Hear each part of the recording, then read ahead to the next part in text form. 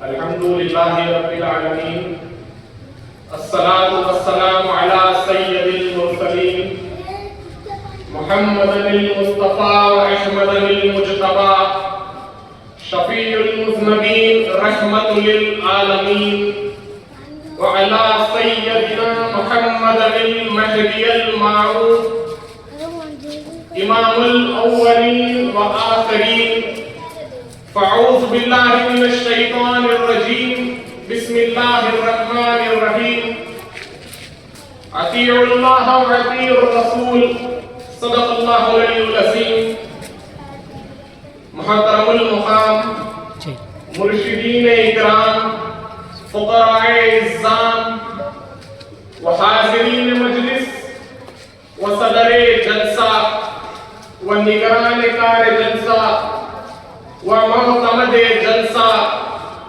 وپس پردہ سماعت فرمانے والی عفت ماں و خواتین اور نوجوانان مہدویہ، السلام علیکم ورحمۃ اللہ وبرکاتہ۔ تمام حمد و ثنا، تعریف و توصیف اللہ کی اس ذات بابرکات کے لیے ہے جو خالق کائنات بھی ہے اور مالک ششیہات بھی ہے۔ لاکھوں درود و سلام ہو اس رب العالمین کے بنائے ہوئے نور محمدی پر، اور اسی طرح لاکھوں درود و سلام ہو ان نور محمدی کے نور ولایت پر۔ حمد و مدحت کے بعد معزز محترم سامعین، موسم رحمت ربیع الاول اپنی تمام تارانائیوں کے ساتھ جلوہ فراز ہے۔ گلی گلی حضور کے چراغ روشن، اتنا تذکرہ ہم نے کسی کا ہوتے نہیں دیکھا جتنا میرے حضور کا ہو رہا ہے۔ ہر گھر انہی کی باتیں، لب پر انہی کی نعتیں۔ حضور کا ذکر سن کر جس کے سینے میں ٹھنڈک نہیں پڑتی، اس کا دل کسی مومن کا دل ہی نہیں۔ یہ ہو ہی نہیں سکتا کہ ذکر مصطفیٰ ہو اور امتی کو قرار نہ پہنچے۔ لوگ پوچھتے ہیں کہاں لکھا ہے، یوں تو دلائل کے انبار ہے، لیکن کیا ذکر رسول کے لیے بھی کوئی دلیل کی ضرورت ہے؟ کبھی ایسا ہوا ہے کہ پھولوں کا تذکرہ چھڑا ہو اور بلبل کہے کہاں لکھا ہے؟ بات شمع کی ہو رہی ہو اور دربارہ دلیلیں ڈھونڈ رہا ہے، تو یہ بھی ممکن نہیں کہ بات سرکار مدینہ کی ہو رہی ہو اور امتی کو دلیل کی ضرورت پڑے۔ معزز محترم سامعین، آج کے اس پرنور جلسے مبارک رحمت للعالمین صلی اللہ علیہ وسلم میں محبت رسول صلی اللہ علیہ وسلم پہ بات کرنا چاہتا ہوں۔ محبت رسول صلی اللہ علیہ وسلم، محبت ایک ایسا عنوان ہے، ایک ایسا لفظ ہے کہ ایک دم آسانی سے سمجھ جائے جیسی بات کروں گا کہ عام طور پہ ہمیں کسی سے محبت کیوں ہوتی ہے؟ کسی سے محبت کرنے کی کچھ وجوہات ہوتی ہے، کچھ وجہ ہوتی ہے۔ تو ان وجوہات میں سے ایک وجہ یہ ہے کہ اس کا ہمارے اوپر احسان ہو۔ مشکل وقت میں اگر کوئی ہمارے کام آئے تو اس کے لیے ہمارے دل میں جذبات محبت پیدا ہو جاتی ہے۔ اگر کسی سے محبت اس لیے کی جاتی ہے کہ اس کا ہمارے اوپر احسان ہے، تو پھر آؤ حضور سے محبت کرے، اس لیے کہ ہم اپنے وجود میں بھی ان کے محتاج ہیں۔ اگر وہ جلوہ گری نہ ہوئے ہوتے، وہ کائنات کو اللہ سے وجود ہی نہ ملتا، محمد نہ ہوتے تو خدا خود ہی ہوتا، خدا ہی نہ ہوتی۔ اگر حضور تشریف نہ لاتے تو اس کائنات کو تعلق ہی نصیب نہ ہوتا، اگر حضور تشریف نہ لاتے تو اس کائنات کو وجود ہی نہ بخشا جاتا۔ تو اگر کسی سے محبت اس لیے کی جاتی ہے کہ اس کا ہمارے اوپر احسان ہے، تو پھر آؤ حضور سے محبت کرے۔ ایک اور ایک وجہ کسی سے محبت کرنے کی یہ بھی ہے کہ وہ ہم سے محبت کرتا ہے۔ لوگ محبت کے بدلے میں محبت کرتے ہیں۔ اگر یہ بھی ایک وجہ ہے کسی سے محبت کرنے کی، تو ذرا سوچئے کہ غاروں کے نوکیلے پتھروں پر ہمارے لیے سب رکھ کر کون روئے تھے؟ اس امت کی بخشش کی دعائیں کون کرتے رہے؟ ہر وقت یا اللہ میری امت کون کرتے رہے؟ اگر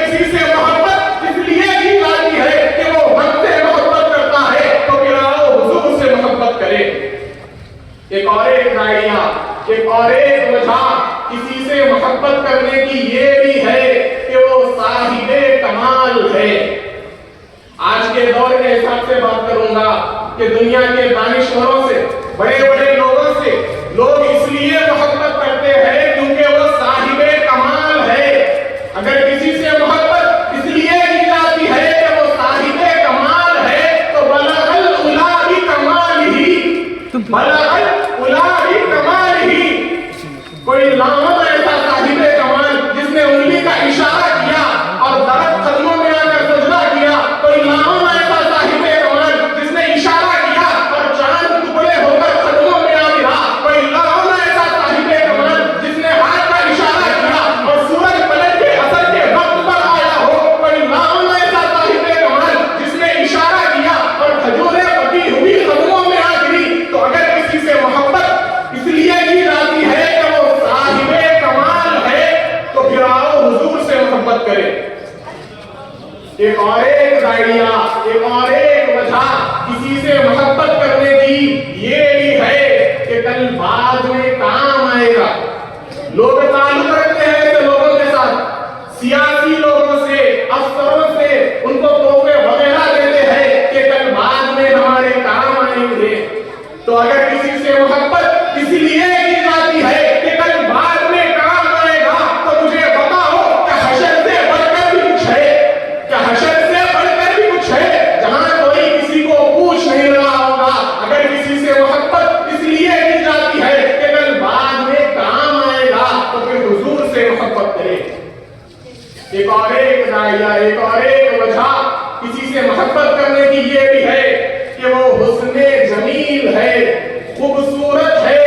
اگر کسی سے محبت اس لیے کی جاتی ہے کہ وہ حسن جمیل ہے تو کوئی لامہ زمانے میں حسین جیسا کشفت دجال جمال ہی کہ شاعر لکھتے ہیں کہ قدموں میں جبی کو رہنے دو، چہرے کا تصور مشکل ہے، جب چاند سے بھر کر ایڑی ہے تو رخسار کا عالم کیا ہوگا۔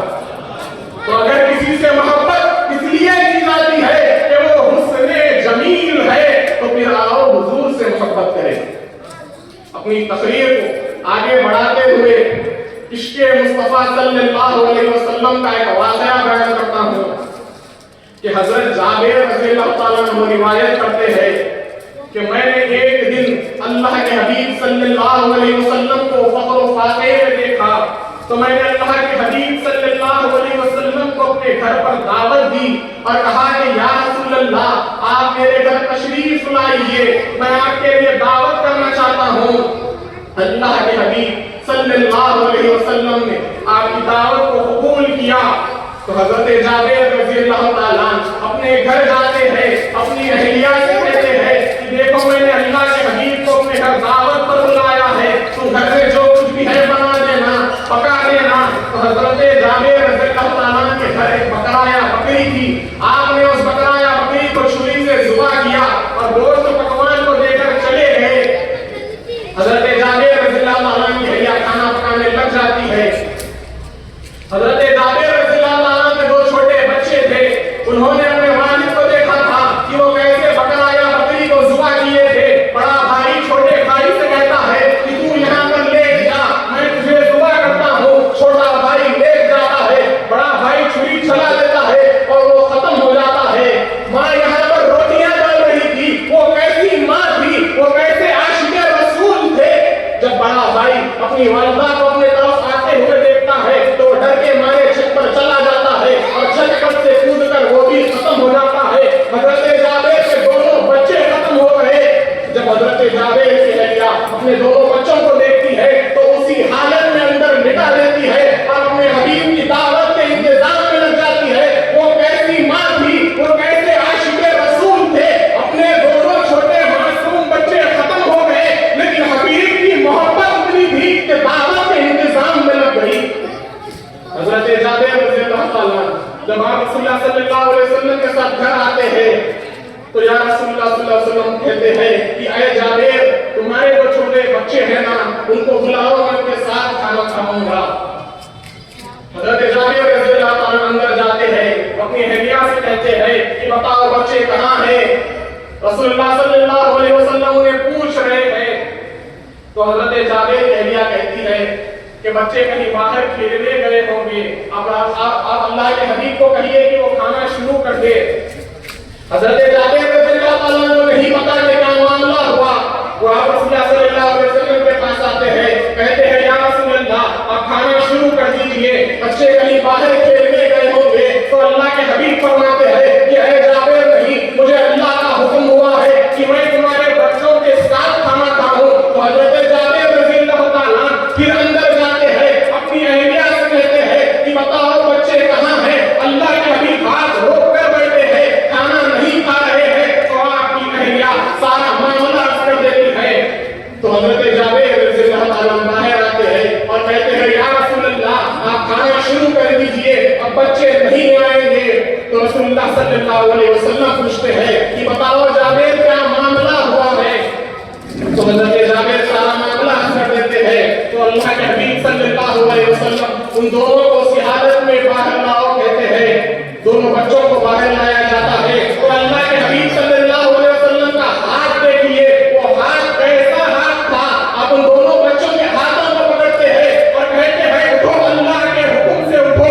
دونوں بچے اٹھ جاتے ہیں اور اللہ کے حبیب صلی اللہ علیہ وسلم ان دونوں بچوں کے ساتھ کھانا کھاتے ہیں۔ تو بات یہ بتانی ہے کہ عشق رسول دیکھیے، محبت رسول دیکھیے، صحابہ کا عشق مصطفیٰ دیکھیے کہ اپنی جان، اپنا مال، اپنا اولاد بھی حضور پر قربان کر دیتے تھے۔ اپنی تقریر کو آگے بڑھاتے ہوئے ایک اور عاشق رسول، ایک اور عشق مصطفیٰ صلی اللہ علیہ وسلم کا واقعہ بیان کرتے چلوں کہ ایک وقت کی بات ہے، ایک بادشاہ تھا مسلمہ نے نبی پاک صلی اللہ علیہ وسلم کو خط لکھا کہ آپ میرے ساتھ یہ معاہدہ کر لے کہ جب تک آپ حیات ذات ہیں آپ نبی، اس کے بعد میں نبی، نعوذ باللہ، یا یہ معاہدہ کر لے کہ آگے آپ نبی، آگے عرب کا میں نبی۔ رسول اللہ صلی اللہ علیہ وسلم نے خط میں لکھا کہ میں تو اللہ کا نبی ہوں لیکن تو کذاب ہے، تو جھوٹا ہے۔ اب خط میں لکھ دیا کذاب، حالات بڑے خطرناک ہے، خط لے کر جانا ہے۔ تو ایک صحابی جو جسمانی طور پر بڑے کمزور تھے وہ اٹھ کھڑے ہوئے اور کہتے ہیں یا رسول اللہ کسی اور کو نہ دیجیے گا، میں لے کر جاؤں گا۔ تو رسول اللہ صلی اللہ علیہ وسلم ان کو خط دیتے ہیں اور کہتے ہیں کہ ذرا ڈر سے جانا۔ صحابی نے فرمایا حضور آپ فکر ہی نہ کرے۔ صحابہ کہتے ہیں وہ یوں نکلے کہ جیسا کوئی دلیر آدمی نکلا ہو، ان کے انداز ہی بدل گئے۔ انداز تو بدلے گے ہی نہ کیونکہ رسول اللہ نے بھیجا ہے۔ آپ مسلمان کے دربار میں جاتے ہیں اور زمین میں نیزہ مارتے ہیں۔ مسلمان نے پوچھا کہ کون ہو؟ کہا کہ ہمارے تو چہرے بتاتے ہیں رسول کے غلام ہیں۔ فرمایا کہ یہ تیرے خط کا جواب لایا ہوں۔ تو بادشاہوں کا طریقہ یہ تھا کہ وہ خط خود نہیں پڑھتے تھے، بعض ایک سپاہی رہتا تھا خط پڑھنے کے لیے، تو اس نے خط پڑھا، خط میں لکھا ہوا تھا کہ تو کذاب ہے۔ اب دربار میں سب نے سن لیا کہ کذاب ہے، تو مسلمان غصے میں آ گیا، جلال برسانے لگا، اپنی تلوار لے کر کھڑا ہوا اور صحابی سے کہتا ہے کہ بتا تیرا کیا خیال ہے؟ صحابی فرمانے لگے کہ خیال کی کوئی بات ہی نہیں، جسے رسول کذاب کہے وہ ہوتا ہی کذاب ہے، جسے رسول جھوٹا کہے وہ ہوتا ہی جھوٹا ہے۔ تو مسلمان غصے میں آ گیا اور اس نے تلوار چلائی اور صحابی کا ہاتھ کٹ کر گر گیا۔ ذرا سوچئے کہ کٹ لگ جائے تو بڑا درد ہوتا ہے اور یہاں تو ہاتھ کٹ کر گر گیا۔ مسلمان پھر پوچھتا ہے کہ بتا اب کیا خیال ہے؟ صحابی فرماتے ہیں تو بڑا بے وقوف ہے، ہمیں آزماتا ہے، ہمیں تو بدر سے لے کر احد تک آزمایا گیا، ہمیں خیال پوچھتا ہے، خیال وہی ہے جو میرے رسول اللہ نے فرما دیا۔ پھر تلوار ماری، دوسرا ہاتھ کٹ کر گر گیا۔ ذرا سوچئے ہڈی نہیں ٹوٹی، دونوں ہاتھ کٹ کر گر گئے، لیکن عشق مصطفیٰ دیکھیے۔ مسلمان پھر کہتا ہے کہ باز آ جا، میں تجھے ختم کر دوں گا۔ صحابی فرماتے ہیں تو بڑا نادان ہے، ہمیں ڈراتا ہے، ہم تو فجر کی نماز پڑھ کر دعا ہی شہادت کی مانگتے ہیں، تو ہمیں ڈراتا ہے، چل جو ہی میں آتا ہے کر۔ تو مسلمان نے گردن پر تلوار رکھی اور کہا کہ کاٹ دوں گا۔ صحابی نے فرمایا کاٹتا کیوں نہیں؟ صحابی نے فرمایا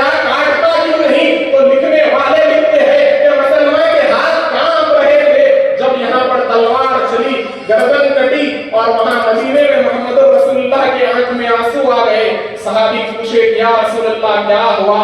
فرمایا کہ میرا حبیب شہید ہو گیا اور اللہ نے جنت میں اس کے لیے سارے دروازے کھول دیے۔